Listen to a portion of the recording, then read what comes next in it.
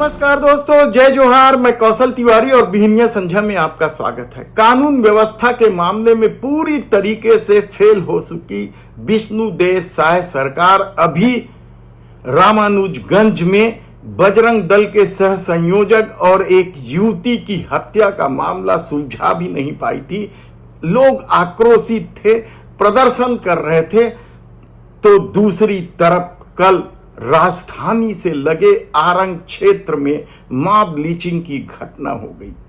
3 लोगों को दौड़ा दौड़ा के गौरक्षक के नाम से पीटा गया, जिसमें से 2 लोगों की मौत की खबर सामने आ गई है। हालांकि पुलिस का दावा है कि मारपीट करने वालों से बचने के लिए वो 2 लोगों ने नदी में छलांग लगा दी थी और चट्टान में गिरने की वजह से उनकी मौत हुई है। लेकिन हकीकत तो जो घायल है उसके होश में आने के बाद ही पता चलेगा। लेकिन छत्तीसगढ़ को कलंकित कर देने वाली यह घटना हैरान कर देती है इस शांत छत्तीसगढ़ प्रदेश के लिए।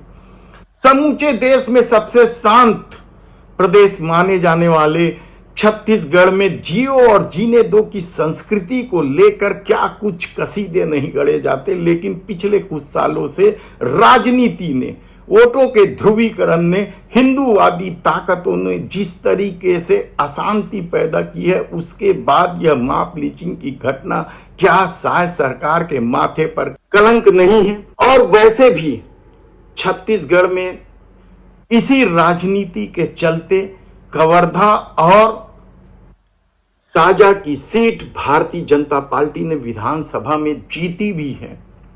कवर्धा में जो जीते हैं विजय शर्मा वर्तमान में साय सरकार में गृह मंत्री हैं। और एक मामूली झंडा विवाद को लेकर हुए इस घटनाक्रम ने इतना तूल पकड़ा कि विजय शर्मा विधायक बन गए। उन्होंने कद्दावर नेता माने जाने वाले कांग्रेस के मोहम्मद अकबर को बुरी तरीके से पराजित किया। लेकिन कानून व्यवस्था क्या सचमुच छत्तीसगढ़ की बिगड़ गई है? साय सरकार के आते ही जिस तरीके से हत्या, बलात्कार के मामले बढ़ रहे हैं, बलात्कार के मामले में तो भारतीय जनता पार्टी के नेताओं के भी नाम सामने आए। याद कीजिए कि महतारी वंदन योजना का लाभ दिलाने के लिए किस तरीके से एक युवती के साथ बलात्कार किया गया था। तो पिछले दिनों बिलासपुर में एक कॉल सेंटर में काम करने वाली युवती के साथ रायपुर के भाजपा नेता ने बलात्कार किया था।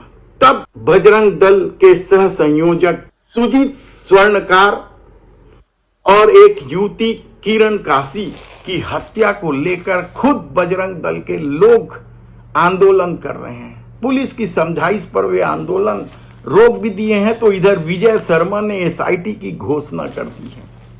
तब ऐसी परिस्थिति में आप सोच सकते हैं कि राजधानी में किस तरीके से अपराध बढ़ गया है। ग्रामीण क्षेत्रों में तो बढ़ ही गया है।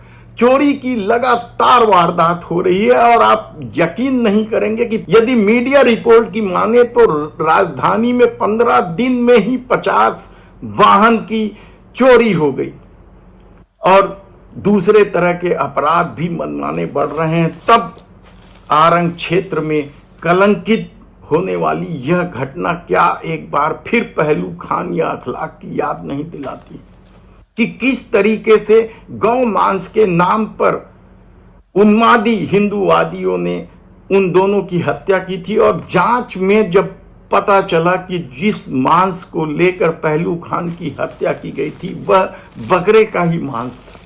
लेकिन हिंदूवादियों को जरा भी शर्म नहीं आती, न हत्या करने में उन्हें कोई झिझक होती है। तब क्या शांत छत्तीसगढ़ अब ऐसे कट्टरवादियों की वजह से अशांति का टापू बनता जा रहा है? सरकार की रीति नीति के चलते अपराध लगातार बढ़ रहे हैं। किस किस तरह के अपराध हो रहे हैं आप कल्पना नहीं कर सकते। यदि मीडिया रिपोर्ट पे आप देखें तो आप हैरान हो जाएंगे कि खुलेआम अपराधियों को संरक्षण दिया जा रहा है। तो क्या ये सब सिर्फ शराब और सट्टे के पैसे की अवैध कमाई की वजह से हो रहा है या रेत उत्खनन की अवैध कमाई की वजह से सरकार अपराधियों की तरफ से आंख मूंद लिया है?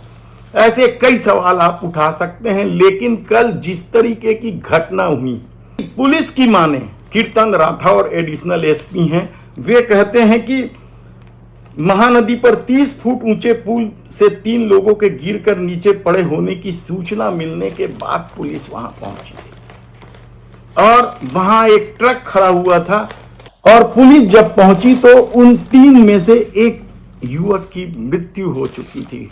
आनंद फानन में तीनों को हॉस्पिटल ले जाया गया, उसमें से दूसरा व्यक्ति इलाज के दौरान मर गया और तीसरे की हालत बेहद गंभीर है।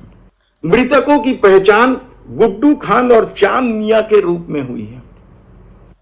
घायल युवक जो गंभीर अवस्था में है उसका नाम सद्दाम कुरैशी है और दोनों ही मृतक जो युवक है वो उत्तर प्रदेश के सहारनपुर जिले के निवासी हैं। तीनों युवक महासमुंद तरफ से ही ट्रक में मवेशी लेकर आ रहे थे, तभी अचानक कथित गौरक्षकों ने उनका पीछा किया और नदी के पास उन्हें रोक लिया।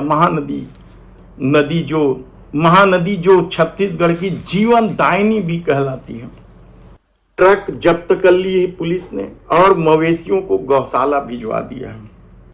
मीडिया को पुलिस के अधिकृत रूप से जारी प्रेस नोट में मृतकों के नाम नहीं बताए गए हैं और बकायदा गाड़ी की पासिंग बनी हुई थी। तब ऐसी परिस्थिति में आप सोचिए कि धर्म का आड़ लेकर किस तरीके से हत्या जैसे जघन्य अपराध को भी फलने फूलने का अवसर दिया जा रहा है। सूत्र बताते हैं कि यह पूरी तरीके से मॉब लिंचिंग है जो छत्तीसगढ़ के माथे पर ही नहीं विष्णुदेव साय सरकार के माथे पर भी कलंक है।